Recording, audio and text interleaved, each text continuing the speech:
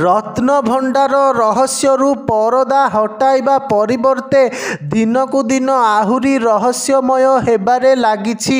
ଭଣ୍ଡାରର ଚଟାଣ ତଳେ ଗଙ୍ଗବଂଶର ଗାରିମାମୟ ଇତିହାସ ଥିବାର ଅନୁମାନ କରାଯାଉଛି।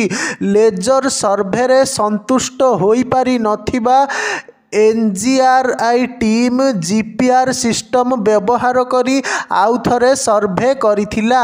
ଇଲେକ୍ଟ୍ରୋମାଗ୍ନେଟିକ୍ ୱେଭ୍ ମାଧ୍ୟମରେ ଡାଟା ସଂଗ୍ରହ କରାଯାଇଛି। ଏହାର ଲ୍ୟାବ୍ ରିପୋର୍ଟ ଆସିବା ପରେ ସ୍ପଷ୍ଟତା ମିଳିବ।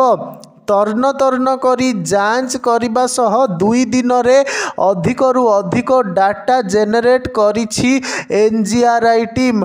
ଆଉ ସର୍ଭେ ପରେ ବୈଜ୍ଞାନିକ ଟିମ୍ ସହ ଉପସ୍ଥିତ ଥିବା ଛତିଶା ନିଯୋଗ ମହାନାୟକଙ୍କ ପ୍ରତିକ୍ରିୟା ସୁଡ଼ଙ୍ଗ ସନ୍ଦେହକୁ ଆହୁରି ବଢ଼ାଇ ଦେଇଛି। ସେପଟେ ଏମାର ମଠରୁ ରୂପା ଇଟା ଜବତ ହେଉ ଅଥବା ଏମାର ମଠ ଖନନ ସ୍ଥଳରୁ ଗଙ୍ଗବଂଶ ସମୟର ସିଂହ ମୂର୍ତ୍ତି ମିଳିବା ହେଉ କିମ୍ବା ଏମାର ମଠ ଖନନ ସ୍ଥଳରୁ ଚଟାଣ ଠାବ ଖବର, ଏସବୁ ଘଟଣାର ପୁନରାବୃତ୍ତି ହେବ ବୋଲି ଲୋକେ ଆଶା ଧରି ବସିଛନ୍ତି। ତେବେ ରହସ୍ୟମୟ ଶ୍ରୀମନ୍ଦିର ଭିତର ରତ୍ନଭଣ୍ଡାର ଭିତରେ ଗୁପ୍ତ ସୁଡ଼ଙ୍ଗ ଖବର ସତ ନା ଗୁଜବ?